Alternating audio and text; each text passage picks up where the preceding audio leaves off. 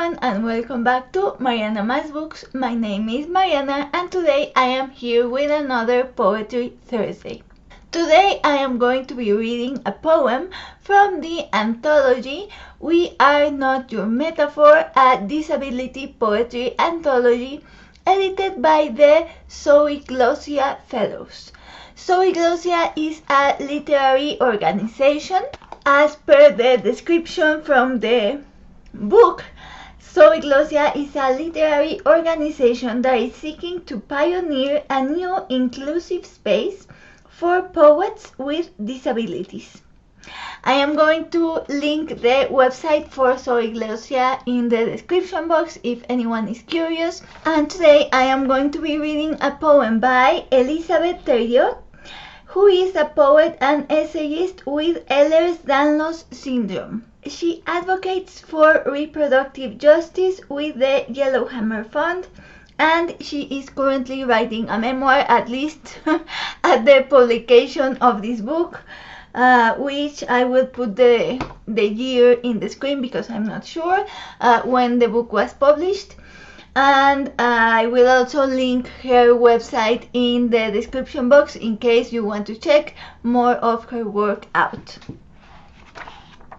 So before I read the poem, I just wanted to read to you a few paragraphs from the introduction of this book, where it explains why it is titled We Are Not Your Metaphor, which is written by Kathy Wolf.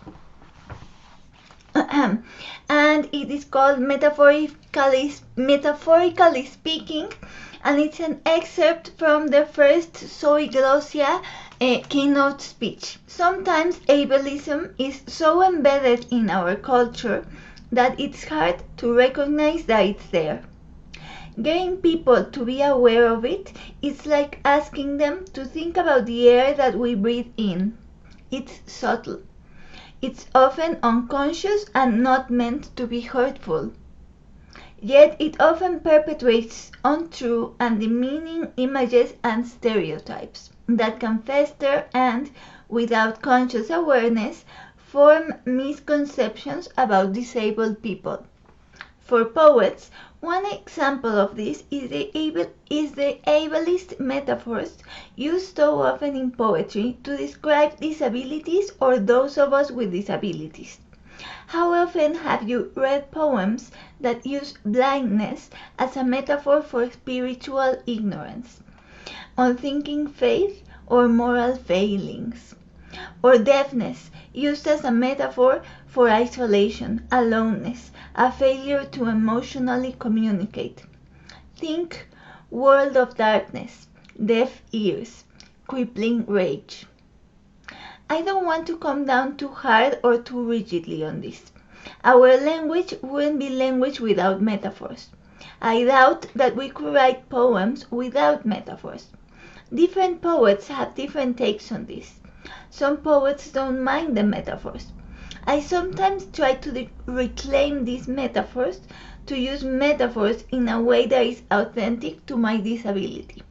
But it's fair, I think, to say that too often all of us, including me, tend to use such metaphors without thinking.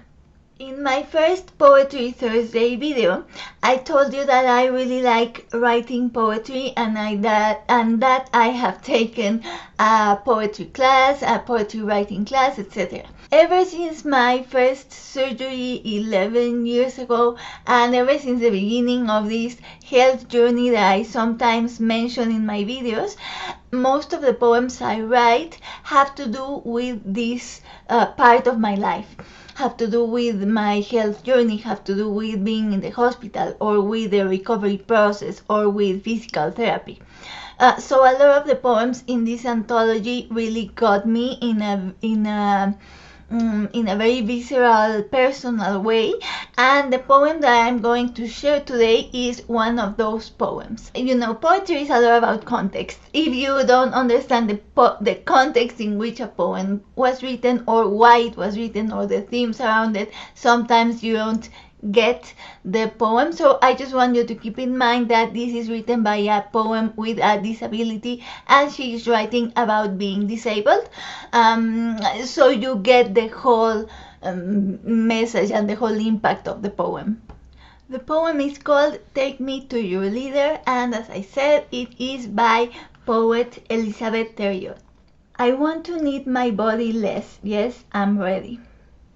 For the alien overlords with their cybernetic parts, who lower me into a tank of strange luminescent fluid, connect wires and press buttons and upload my brain, while all my non-renewable perishables are replaced with indestructible metals, sturdy yet pliant synthetic skin, nerves, other intestinal bits. Maybe I still even shit, like one of those baby-born dolls. Or maybe I'll be like a vampire, whose particular mythos allows her to still eat for fun, because yes, I want all the good parts of being in a body, the tastes and smells and pleasures of other life forces inside me, masticated, caressed, the best of both worlds, to live and never die. I will tell the aliens, look, I can write poems. I am writing this for you. Please value me. Please. Save what I never could. This is just an example of how powerful poetry can be. As you can see, I really like contemporary poetry, and it's my favorite type of poetry to read, as you can, or as you probably guessed from all the poems that I've been sharing. So yeah, you will probably see and hear more contemporary poetry in my Poetry Thursdays. And thank you for watching. I would love to hear what you think about it in the comments below. I will of course link all the Zoeglossia organization, the webpage of the poet, the link to order the book, etc. So you can check it out down below in the description box. I will see you again next Thursday with a general bookish video, and in the meantime, happy reading.